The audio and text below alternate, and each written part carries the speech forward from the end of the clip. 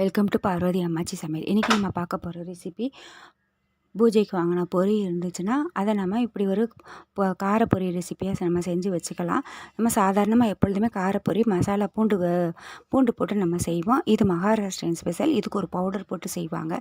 இது ரொம்ப நல்லாயிருக்கும். வாங்க வீடியோக்குள்ளே போவோம். இந்த மகாராஷ்டிரன் ஸ்பெஷல் பொரி ரெசிபி எப்படி செய்கிறதுன்னு பார்ப்போம். இதுக்கு ஒரு மிக்ஸி ஜாரை எடுத்துகிட்டு ஒரு 2லேருந்து 3 ஸ்பூன் அளவுக்கு பொட்டுக்கடலை சேர்த்துக்கோங்க. சேர்த்துட்டு 1 ஸ்பூன் அளவுக்கு சர்க்கரை சேர்த்துக்கோங்க. சேர்த்துட்டு இது ரெண்டையும் நல்லா ஃபைன் பவுடராக அரைச்சிக்கோங்க. அது தனியாக இருக்கட்டும். ஒரு கடாயை காய வச்சுட்டு 2 லிட்டர் பொரி என்கிட்ட இருக்குது. அது லேசாக நமத்து போன மாதிரி இருக்குது. அதை லேசாக நம்ம வறுத்து எடுத்துக்கலாம். ஒரு 2 நிமிஷம் நல்லா கடாயை சூடு பண்ணிவிட்டு வறுத்து எடுத்துக்கோங்க. அது தனியாக எடுத்து வச்சுக்கோங்க. இது சின்ன கடாயாக இருக்கனால நான் 2 பேஜாக போட்டு எடுத்துக்கிட்டேன். அதே கடாயிலேயே 3 ஸ்பூன் அளவுக்கு எண்ணெய் சேர்த்துக்கோங்க. சேர்த்துட்டு வேர்க்கடலை 1 கப் அளவு எடுத்துக்கோங்க. எடுத்துகிட்டு எண்ணெயிலே நல்லா வறுத்து எடுத்துருங்க. இது ஏற்கனவே வறுத்த வேர்க்கடலை தான். ஒரு 2லேருந்து 3 நிமிஷம் நல்லா வறுத்தெடுத்தால் போதும். இது நல்லா வறுபட்ட உடனே இதுலேயே நம்ம 1/2 கப் அளவுக்கு பொட்டுக்கடலை சேர்த்துக்கோங்க.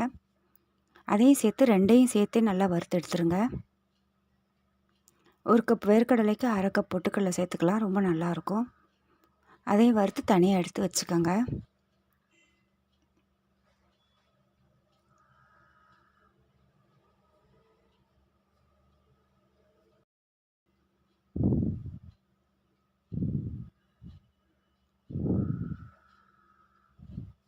எண்ணெயெல்லாம் நல்லா வடிச்சிட்டு எடுத்து வச்சுக்கோங்க. அதே எண்ணெயிலேயே நல்லா 1 கைப்பிடி அளவு கருவேப்பிலை இலைகளை போட்டுக்கோங்க.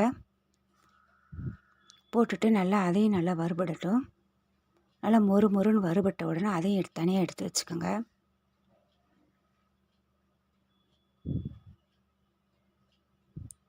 இதில் ஒரு 8லேருந்து 10 பல் பூண்டை நான் இடித்து வச்சுருக்கேன். அதையும் சேர்த்துக்கோங்க.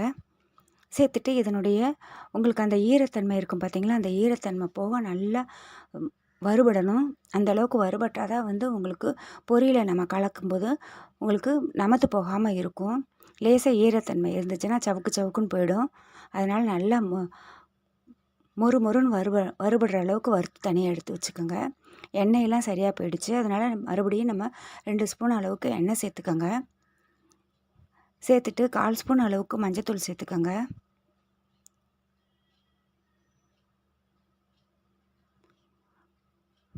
கரிஞ்சிடக்கூடாது. எண்ணெய் மட்டும் காஞ்சிருக்கணும். மீடியம் ஃப்ளேமில் வச்சுக்கோங்க. 2 பிஞ்சு அளவுக்கு பெருங்காயத்தூள் சேர்த்துக்கோங்க. சேர்த்துட்டு 3/4லேருந்து 1 ஸ்பூன் அளவுக்கு அவங்கவுங்க காரத்துக்கு தகுந்தாப்புல மிளகாத்தூள் சேர்த்துக்கோங்க. காரம் உங்களுக்கு அதிகமாக தென்பட்டுச்சுன்னா குறைச்சி கூட நீங்கள் சேர்த்துக்கலாம். சேர்த்துட்டு நல்லா அந்த வாசனை வர்ற அந்த பச்சை வாசனையெல்லாம் போகிற அளவுக்கு நல்லா வறுத்துருங்க. வறுத்துட்டு அடுப்பை ஆஃப் பண்ணிடுங்க. அந்த சூட்டுலேயே அது அப்படியே இருக்கட்டும். பெரிய கடாயிலேயே நம்ம பொரியை சேர்த்துட்டு நம்ம வறுத்து வச்சுருக்கோம் பார்த்திங்களா, ஒவ்வொரு பொருளாக சேர்த்துக்கோங்க. முதல்ல வேர்க்கடலையை சேர்த்துக்கோங்க. அதுக்கப்புறம் பூண்டு சேர்த்துக்கோங்க. கருவேப்பிலை இலைகளை சேர்த்துக்கோங்க. சேர்த்துட்டு இதில் பொரியிலேயே உப்பு இருக்குது. அதனால் நான் உப்பு சேர்க்கலை. நீங்கள் தேவைப்பட்டால் மட்டும் உப்பு சேர்த்துக்கோங்க. இதை நல்லா மிக்ஸ் பண்ணிக்கோங்க. மிக்ஸ் பண்ணிவிட்டு அந்த எண்ணெய் இருக்குது பார்த்தீங்களா, அதையும் நீங்கள் ஊற்றி அதையும் நல்லா கலந்து கொடுத்துருங்க. கலந்து கொடுத்துட்டு இந்த பவுடர் இருக்குது பார்த்தீங்களா, இதில் 2 ஸ்பூன் அளவுக்கு கலந்து கொடுத்துருங்க. ஏன்னா உங்களுக்கு பொரிக்கு தகுந்தாப்பில் நீங்கள் கலந்து கொடுத்துக்கலாம்.